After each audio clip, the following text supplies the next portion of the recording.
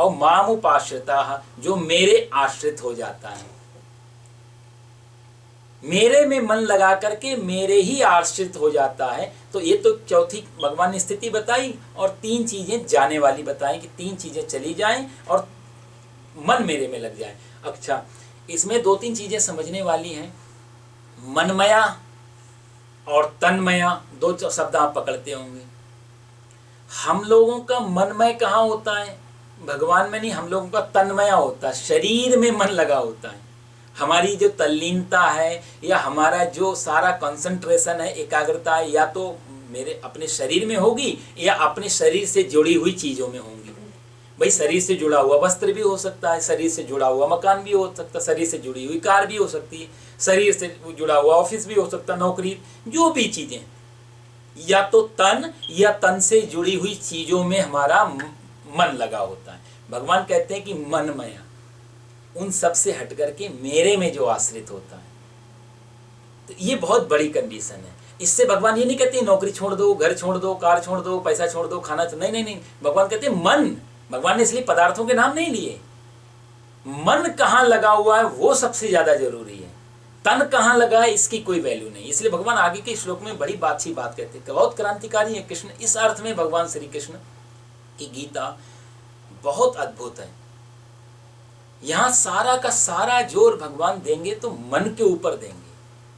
आप आराम से $20,000 के सोफे पे बैठ के आप कथा सुनो, कोई बात नहीं, लेकिन मन यदि जुड़ा हुआ है तो ठीक है। और यदि आप कुशा के आसन लेकर के वृक्ष के नीचे बैठ करके भी यदि पूजा करते हैं और मन यदि दुकान पे घूम रहा है तो फिर उसका कोई फायदा नहीं है।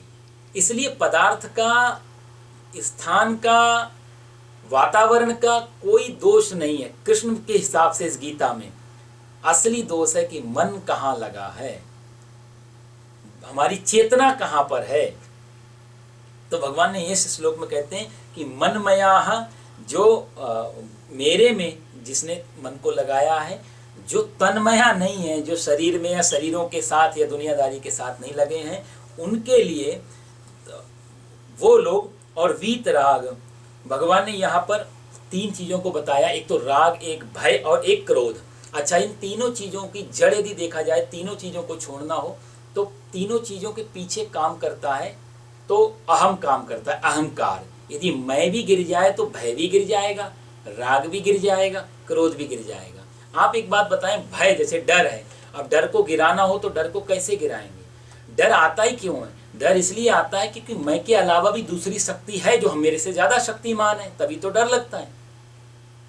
भाई एक लड़का, वकील साहब का, लॉयर का लड़का था, तो वकील साहब के लड़के ने वकील साहब से प्रश्न किया कि मेरे को बहुत डर लगता है पापा, अकेले में मुझे बहुत डर लगता है। तो वो ठहरा वकील। तो वकील ने बोला कि तेरे को अकेले में किसका डर लगता है? डर लगना चाहिए तो दूसरे के साथ, दूसरे के कारण। तेरा तो स्टेटमेंट ही गलत है, अकेले में डर लगता है। बेटा बोला नहीं नहीं पिताजी, मेरे को अकेले में बहुत डर लगता है, लेकिन अकेले में डर किस चीज का लगता है?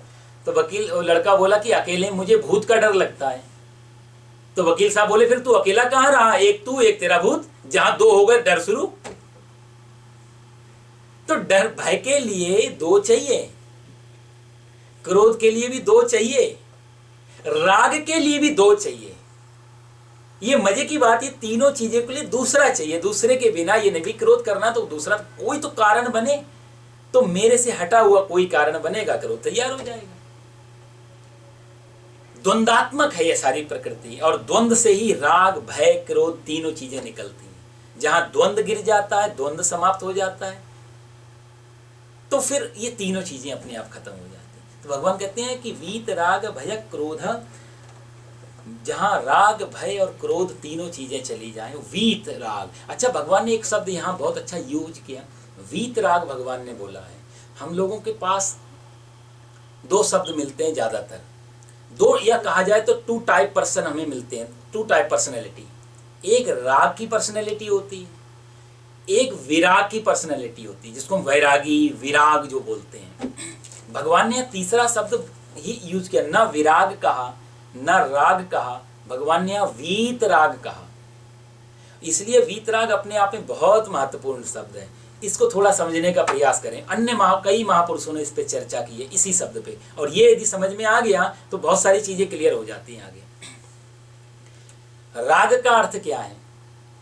राग का अर्थ होता है जहां जिस चीज में आदमी अपना सब कुछ लगा दे, इन्वेस्ट कर दे, जिसमें खो जाए। जैसे हम लोग संगीत में बोलते हैं ना, राग कौन सा राग गा रहे हो, तो राग तभी गा सकते हैं जब हम उसमें खो जाएं। ये राग ऐसी गाना नहीं है कि बाथरूम में नहाते समय गा लिया, चलते चलते गा लिया। राग के लिए प्रॉपर स्थान बनाए गए, प्रॉपर टाइम बनाया गया, प्रॉपर अपनी मानसिक स्थिति ठीक हो, तभी राग निकल पाता है, नहीं तो राग निकलना बड़ा मुश्किल है। राग में आप नहीं बचते हैं। संगीत के साधारण राग गाते हुए भी अच्छा संगीतकार नहीं बचता वहां पे, वो सिर्फ संगीत ही बचता है। यदि आप बहुत बड़े संगीतकार से बात करेंगे तो वो कहेगा मैं तो था ही नहीं, सिर्फ और सिर्फ राग था। तो यो तानसेन जब दीप राग गाते हैं और दीपक जलते हैं, वर्षा राग गाते हैं वर्षा हो, तो इसका अर्थ ही नहीं कि तानसेन गा रहा है। तानसेन से यदि पूछा जाए तो तानसेन भी यही कहेगा कि मैं तो था ही नहीं वहां, तो सिर्फ और सिर्फ राग ही राग था। यही खासियत है भारतीय संगीत की कि वो गाने वाले को खत्म कर देता तो उतनी देर के लिए मैं खत्म हो जाता। इसलिए वो जो राग शब्द संगीत में दिया गया बड़ा महत्वपूर्ण है। तो राग का अर्थ होता है जहां पर हमारा बहुत ज्यादा अटैचमेंट जुड़ जाए, जिसके बिना हम ना रह पाए, जिससे जो हमारे सुख और दुख का कारण बन जाए, वो होता है राग। इसका तो एक आदमी के लिए जैसे पैसा महत्वपूर्ण है, धन का, मान ले कोई लोभी है और लोभी के लिए धन ही सब कुछ है, तो उस आदमी के लिए धन छीन लो तो लगता है जैसे प्राण चले गए, उसका धन ले लो तो उसको लगता है पूरा जीवन खत्म हो गया। मैं बच जाऊं और मेरा धन ना बचे, ऐसी वो कल्पना भी नहीं कर पाता। कंजूस और लोभी व्यक्ति वो सोचता कि मैं भले ही बचूं या ना बचूं, मैं मर जाऊं लेकिन मेरा धन सुरक्षित रह जाए। एक बाप, उसके 4 बेटे, लोग बोलते थे भैया तुम काफी कमा लिए, भगवान की बड़ी कृपा है तुम पे, थोड़ा दान उन किया करो। तो आदमी बड़ा कंजूस था, उसको लगे कहाँ से चले आते हैं रोज दान करने वाले, अब बात तो ठीक कहते हैं तो इनको काटो भी है, घर से कैसे भगाओ। तो कहता जरूर करेंगे, अभी कौन सा हम बूढ़े हो गए, अभी कौन सा हम मरे जा रहे हैं, करेंगे, जरूर करेंगे। तो लोग बोलते थे अरे कब करोगे, बुढ़ापा आ जाएगा, फिर हाथ पैर, अरे नहीं नहीं, इतना तो हमने आराम से अपना बचा के रखा हुआ है, इतनी तो व्यवस्था है हमारे पास, आराम से करेंगे। कहीं ऐसा हो हम अभी सब दान कर दें और मरे हम 20 साल के बाद, तो ऊपर फाइल पता नहीं कहाँ गड़बड़ा जाए, ऊपर वालों से गलती हो जाए, उस समय इधर मरे दान, इधर दान किया, उधर मरे, ताजी ताजी फाइल होगी, भगवान को भी याद होगा, तुरंत फल मिल जाएगा हमको, तो हम फ्रेश दान करेंगे बिल्कुल मरते समय ही। लोग बेचारे हंसते, दया भी आती। अच्छा वो कमाल का आदमी, उसने भी क्या किया था कि अपने, उस समय बैंक और लॉकर तो थे नहीं, तो उसने अपने धन को घर की दीवार में चुनवा दिया था, धन को, और दीवार में चुनवा दिया। अब हुआ क्या, परमात्मा की लीला, उस व्यक्ति को पड़ गया पैरालिसिस अटैक। अब अटैक जो पड़ा, बेचारा ना मुंह से बोल पाए, ना हाथ पैर चल पाए, बड़ा मजबूर हो गया। अब लोग आए उसके पास में, उससे कहा भैया देखो हम तुम्हें समझाते थे, अपना हाथ जब तक चल रहा है तब तक दान कर लो, अब देखो तुम्हारी क्या हालत हो गई, ना शरीर में ताकत है, ना बोल पा रहे हो, दान करो। तुम बोलते थे हमने बहुत बचा के रखा है, इतनी व्यवस्था हमने करी, कहाँ रखा है, अब तो दान करवा दें, कम से कम तुम्हारा अंतिम समय आ गया है तो दान करवा दें। तो आदमी को बेचारे को मुंह तो नहीं चल पा रहा था, तो बार बार दीवार की तरफ इशारा करे ऐसे करके। तो लोग बोले, उनके लड़के खड़े थे चारों के चारों, लोगों ने बोला बेटों से कि तुम्हारे पिताजी बार बार दीवार की तरफ इशारा करके क्या कह रहे हैं। बच्चों को मालूम था धन कहाँ छुपाया पिताजी ने, तो बच्चों ने सोचा बाप तो जा ही रहा है, धन तो बच जाए कम से कम।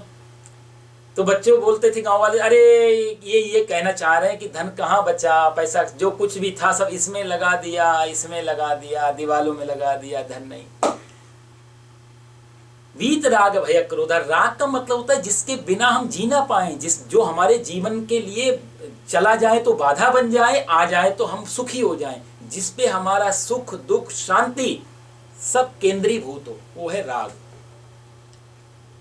वहां राग, तो भगवान यहाँ वीत राग शब्द का उपयोग करते, जैसे एक धनिक व्यक्ति के लिए, कंजूस लोभी व्यक्ति के लिए धन महत्वपूर्ण होता है, तो ये हो गया राग। अच्छा इसके ठीक विपरीत विराग, दूसरा आदमी बोलता है धन में कुछ नहीं है, धन बर्बाद बेकार की चीज है, धन जो कमाते हैं वो तो लोभी होते हैं, ये होते हैं वो होते हैं, वो आदमी धन से भाग रहा है। इसलिए कई कई संप्रदाय ऐसे बने, मैं पर्सनली भी कई लोगों से मिला हूँ जिन्होंने जब संन्यास लिया और कसम खाई कि मैं आज के बाद धन को बिल्कुल टच नहीं करूँगा, पैसे को छूऊंगा नहीं, ऐसे भी लोग हैं। एक टाइप है जो धन के बिना रह नहीं सकता, धन को छोड़ नहीं सकता, और दूसरा टाइप है वो धन को छूना नहीं चाहता है, उसको लगता है धन को छुआ के दोष आया। तो एक हो गया राग, एक हो गया विराग। एक धन से भाग रहा है और एक धन के लिए भाग रहा है, लेकिन दोनों के सेंटर में धन ही है। देखा जाए दोनों के सेंटर में तो धन है ना, महत्वपूर्ण इंपॉर्टेंस दोनों के लिए तो धन ही हो गया। जो धन के लिए भाग रहा है उसके लिए भी महत्वपूर्ण धन है, और जो धन को छोड़ के भाग रहा है वो भी धन। आपको एक कहानी बताता हूँ, उपनिषद की बड़ी अच्छी एग्जाम्पल है। एक ऋषि हैं बहुत अच्छे, जिन्होंने रामायण में भी उनका आता है भरद्वाज और याज्ञवल्क्य। तो याज्ञवल्क्य ऋषि जो हुए, ये संन्यास आश्रम में जा रहे हैं, संन्यास ग्रहण करने के लिए जंगल में जा रहे थे। इनके पास 2 पत्नियां थी, एक का नाम था गार्गी, एक का नाम था मैत्रेयी।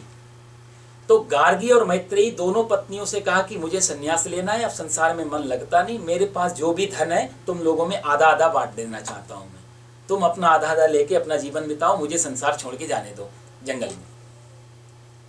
अब देखो, पहले जब तक थे तब तक रागी थे क्योंकि जुड़े हुए थे, अब वो भाग रहे हैं विराग, क्योंकि धन छोड़ के भाग रहे हैं, इसलिए दोनों को देके जा रहे हैं। तो मैत्रेयी जो है उनकी पत्नी, वो साधारण स्त्री थी, जैसे हम आमतौर से चीजें बच जाएं, आदमी बचे या ना बचे। आदमी मरा नहीं, इंश्योरेंस के पेपर लेके पहुंच जाते हैं, साहब इनका इंश्योरेंस क्लेम करना है, आदमी चला गया। मैत्रेयी तो चुप बैठ गई, कोई बात नहीं, धन मिल गया। लेकिन गार्गी बहुत तीक्ष्ण बुद्धि वाली महिला थी, बहुत विदुषी महिला थी, साधारण आम स्त्री नहीं थी गार्गी ने तुरंत याज्ञवल्क्य से कहा कि एक प्रश्न का जवाब दे दो, फिर आप धन का बंटवारा करना। तो गार्गी कहती है याज्ञवल्क्य से कि ऐसा क्या मिला है तुम्हें, या ऐसी क्या खोज में जा रहे हो जो इस धन से महत्वपूर्ण है, जो ये धन तुम्हारे लिए व्यर्थ हो गया, ऐसा कौन सा धन है? पहली बात तो ये। दूसरा, जब तुम्हारे लिए ये धन व्यर्थ हो गया तब तुम मेरे को बांट के जा रहे हो, तो ये तो नीति नहीं है, ये तो धर्म नहीं है।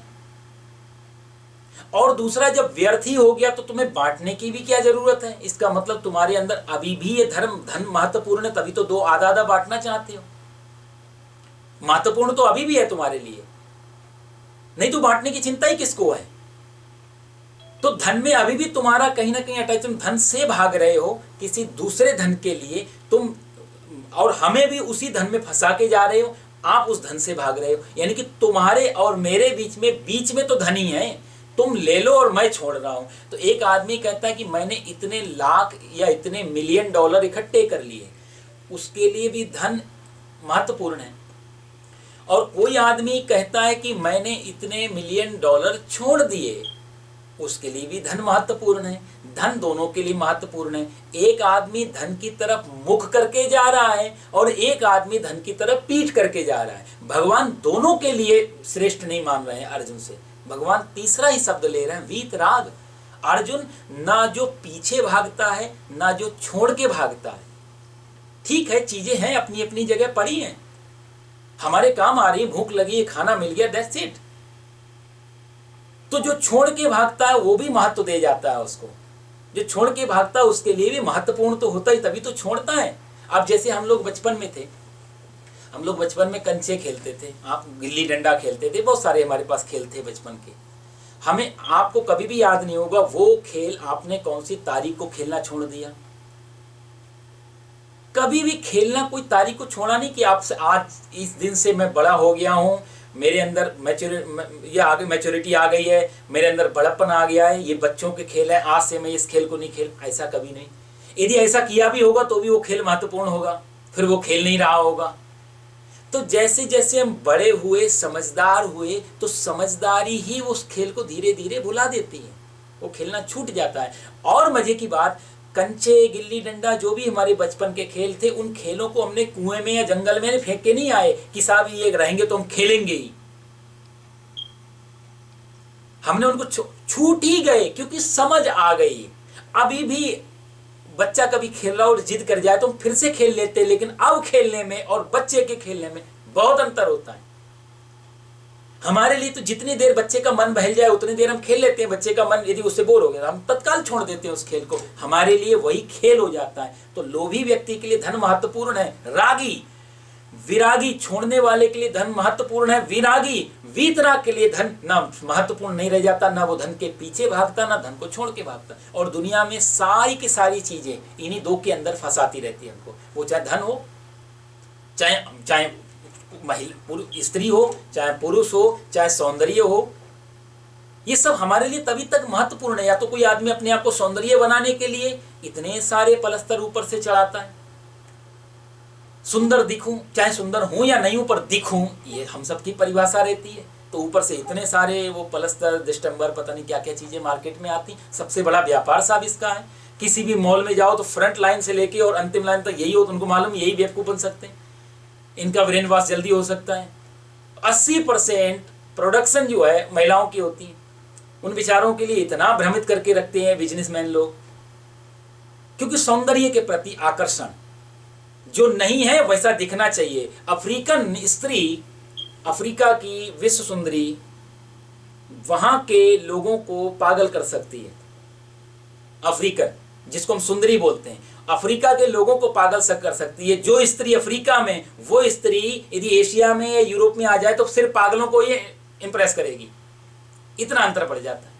सौंदर्य की क्या डेफिनेशन है, हम कैसे सिद्ध करेंगे? हमारी सौंदर्य की डेफिनेशन अलग है, अफ्रीका में अलग है, एशिया में अलग है, यूरोप में, अमेरिका में अलग है। तो ये सिर्फ अपनी बनाई हुई डेफिनेशंस हैं। भगवान कहते हैं कि इन दोनों की जो पार चला जाता है, एक आदमी अपने आप को सुंदर बनाने के लिए, ताकतवर बनाने के लिए पता नहीं क्या क्या नहीं करता, और एक आदमी कुरूप बनाने के लिए, वो आप देखो काष्ठ जीवा जैसे स्वामी हुए, जीभ में उन्होंने वो फाड़ लिया, अपने शरीर को नोचते हैं, कोड़े मारते हैं अपने ऊपर, इस शरीर को दुश्मन मान के चलते हैं। स्त्री नरक का द्वार है, शरीर नरक का द्वार है, इनको गालियां देना चालू कर देते हैं। कंचन कामिनी को इतनी गालियां दी गई शास्त्रों में। कंचन कामिनी का कोई दोष नहीं, दोष है राग या विराग। वीतराग के लिए कामिनी भी हो तो भी फर्क नहीं पड़ता, कंचन हो तो भी फर्क नहीं पड़ता, चाहे सोना से जड़े हो, चाहे विसुंदरी के घर में रह रहे। इन दोनों के लिए एक दृष्टांत मैं आपको देता हूं। महात्मा बुद्ध जिस समय बिहार आदि में थे और उनके साथ भिक्षु भिक्षा मांगने जंगल जाते थे गांव में, तो उस समय नगर वधू होती थी। नगर वधू का मतलब सबसे श्रेष्ठ महिला जो नगर वधू बन जाती थी, नहीं तो उसकी भी एक अलग कारण है। तो वहां भिक्षुक किसी वेश्या के घर में भीख मांगने गया। तो कहानी बड़ी मीठी है। वेश्या ने कहा भीख तो आप ले जाओ, लेकिन मैं आपसे निवेदन करती हूं कि वर्षा आने वाली है, 4 महीने वर्षा के आप मेरे घर पे ही रह जाओ, ये मेरा निवेदन है, ये मेरी प्रार्थना है। भिक्षुक हंसा, बोला मैं जरूर रह लूंगा, लेकिन हमारी जो परंपरा है मुझे बुद्ध से आज्ञा मांगनी पड़ेगी। यदि बुद्ध ने कह दिया तो मैं जरूर आ जाऊंगा। वेश्या को लगा था मना कर देगा, कभी इस गली से दोबारा नहीं आएगा, चिढ़ जाएगा मेरे पे, तो वेश्या तेरे घर पे मेरे को ऐसा इनविटेशन भी क्यों दी? भिक्षुक बिल्कुल अलग, उसने बोला जरूर आऊंगा, लेकिन बुद्ध से आज्ञा लेकर के। वेश्या ने बोला यदि बुद्ध ने मना कर दिया तो? भिक्षुक बोला जितना मैं अपने आप को जानता हूं बुद्ध मेरे लिए कभी मना नहीं कर पाएंगे। उनको कोई फर्क नहीं पड़ेगा कि मैं वेश्या के घर में हूं या जंगल की गुफाओं में हूं, जितना मैं अपने आप को जानता हूं, ये भिक्षुक ने कहा, जितना मैं अपने आप को जानता हूं, जो मेरा कॉन्फिडेंस है मेरे ऊपर। और भिक्षुक पहुंचा, भरी सभा में बुद्ध का प्रवचन चल रहा था, बीच में क्वेश्चन के लिए बुद्ध ने पूछा, किसी को कुछ पूछना हो। भिक्षुक खड़ा हो गया, जोर से हंसा कि आज तो गजब का एक लीला हो गई। क्या हुआ? बोला मैं किसी के घर में भिक्षा मांगने गया, वो वेश्या का घर था। उसने बोला कि वर्षा के 4 महीने आप मेरे घर पे रह जाओ, आज्ञा मांगता हूं, आप आज्ञा दीजिए। तो बुद्ध मुस्कुराए, बोला आज्ञा मांगने की जरूरत क्या है, तुझे रह जाना चाहिए, बिल्कुल कल जाना तो आज ही चला जा। यदि तेरे जाने से उसको प्रसन्नता मिलेगी तो दे। दूसरे भिक्षु बेचारे बहुत चिढ़े, बहुत, और अजीब बात, आपस में कानाफूसी करने लगे, बुद्ध क्या कह रहे हैं, होश में तो हैं, वेश्या के घर में भिक्षुक को भेज रहे हैं, हमारी पूरी मंडली बर्बाद हो जाएगी, नाम बदनाम हो जाएगा, लोग क्या कहेंगे हमारे बारे में। आपस में एक भिक्षुक खड़ा होकर के बुद्ध से कहते हैं आप कह क्या रहे हैं? अरे भंते, आपको आप सोच भी रहे हैं आप क्या कह रहे हैं, वेश्या के घर में इसको भेज रहे हैं। बुद्ध ने बोला कि तू कहेगा तो कभी नहीं भेजूंगा तेरे को, तू पूछता तो तेरे को नहीं भेजता, लेकिन इसको भेजना है। अब भिक्षुक साहब वो गया, वेश्या ने देखा, उसको भी बड़ा आश्चर्य हुआ। बुद्ध ने अपने भिक्षुओं से कहा कि यदि मैं वेश्या के घर में भिक्षुक जाएगा और तुम्हें ये डर है कि भिक्षुक कहीं व्यभिचारी ना बन जाए, इसका मतलब वेश्या भिक्षुक से जीत गई। ऐसा सन्यासी क्या जिससे वेश्या जीत जाए? वो सन्यासी क्या, उसमें दमी क्या सन्यास में, जो कभी भी हिल जाए, कभी भी गिर जाए, कभी भी खत्म हो जाए? होना तो वेश्या को डर नहीं है कि मैं कहीं सन्यासी नहीं बन जाऊं, सन्यासी को डर है मैं व्यभिचारी ना बन जाऊं। कमजोर कौन? डर किसको है? वेश्या को डर नहीं है, सन्यासी को डर है। कमजोर है सन्यासी, तुझे जाना चाहिए। और सन्यासी कथा आती है, बड़ी मीठी कथा है। सन्यासी गया, 4 महीने रहा वेश्या के घर में, और वेश्या ने हर प्रयत्न किए। वो नाचती है तो भिक्षुक नाच देख लेता है आराम से बैठ करके, वो खाना खिलाती है तो वो खाना खा लेता है, वो कोई लोरी आदि सुनाती है तो वो गाना सुन लेता है, संगीत करती है तो संगीत सुन लेता है। कोई विरोध नहीं उस भिक्षुक का, अपना ध्यान, अपना कॉन्सेंट्रेशन अपनी जगह, उसके लिए सब बराबर हो गए। वो नाच भी रही है तो उसको लग रहा है विराट नाच रहा है, वो कुछ गा भी रही लग तो विराट गा रहा है, उसको कोई फर्क नहीं पड़ा। और हुआ क्या, एक दिन महात्मा बुद्ध भिक्षुओं को उपदेश दे रहे थे, उसी समय 2 लोग सामने से आ रहे थे। महात्मा बुद्ध का वही शिष्य भिक्षुक आ रहा था। महात्मा बुद्ध ने स्वागत किया, पूछा ये दूसरा कौन है? बोला ये दूसरी वही वेश्या है जो भिक्षुणी बन गई हमारी। 4 महीने में सन्यासी की संगति पा करके वेश्या भिक्षुणी बन गई। जीता कौन? जीत किसकी हुई? सन्यासी की जीत हुई, सन्यास की जीत हुई। वीत राग भय क्रोधा, भगवान कहना चाहते हैं जिसके राग भय क्रोध बीत गए, यानी कि जो इनसे भाग नहीं रहा है, जो अपने डर को खत्म करने के लिए अपने आजू बाजू बॉडीगार्ड नहीं रख रहा है। जितने ज्यादा बॉडीगार्ड उतना ज्यादा खतरा, उतना ज्यादा भय आपको है, इससे आप बलवान नहीं हो जाते हैं। यहां भगवान का जो कहना है कि असली बलवान कौन? जिसने अपनी बॉडी को भी अपना गार्ड नहीं बनाया। मजे की बात, जिसका कोई रक्षा का भाव नहीं है, जो जिसके पास भय बचा ही नहीं है, फिर उसके लिए बॉडीगार्ड की भी क्या जरूरत है? तो वीत राग भय क्रोध, जहां पर तीनों चीजें राग भय, राग जैसे एक कीड़े के बारे में मैंने आपको पहले थोड़े दिन पहले बताया। एक कीड़ा होता है, इसको संस्कृत में बोलते हैं भृंगी कीट, संस्कृत में उसको भृंगी, हिंदी में हम लोग भ्रमर बोलते हैं। तो भ्रमर जो कीड़ा है वो कोई पैदाइशी भ्रमर नहीं होता, वो भृंगी पैदाइशी नहीं, उसके माता पिता भ्रमर रहे हो ऐसा नहीं होता, वो आम कीड़ा होता है, साधारण कीड़ा। ये क्या करता है, भृंगी कीट उस एक कीड़े को पकड़ता है, अपने पेड़ की गुफा में ले जाता है, वहां उसको रख देता है और अपना जहरीला डंक उसको मारता है। बार बार जहरीला डंक मारता है, वो उससे इतनी पीड़ा होती है, भौरा उड़ के चला जाता है। ये कीड़ा उसके बारे में चिंतन करता रहता है, अरे वो आएगा मेरे को फिर से डंक मार। एक दिन में 3-3, 4-4 बार उसको वो डंक मार के जाता है, ये भृंगी कीट। और ऐसा कई दिन चलता है ये। तो वो कीड़ा रात दिन इसी भ्रमर के बारे में सोचता रहता है, ये भृंगी कीट आएगा, मुझे डंक मारेगा, मुझे पीड़ा होगी। 24 घंटे इस बारे में सोचते सोचते सोचते सोचते वो आम कीड़ा भृंगी बन जाता है, उसका पूरे हाथ पैर शरीर सब भ्रमर की तरह हो जाते हैं। तो इसको बोलते हैं वेदांत दर्शन में, इसका नाम है कीट भृंग न्याय। जैसे कीड़ा भृंगी का चिंतन करते करते भृंगी हो जाता है, ऐसे ही ब्रह्मविद ब्रह्मैव भवति, परमात्मा का चिंतन करते करते हम लोग भी परमात्मा मय हो जाते हैं, जिसकी भगवान श्री कृष्ण बात करते हैं, जन्म कर्म च मे दिव्यम। जो एवं यो वेति तत्वता, तत्व से जो जान लेता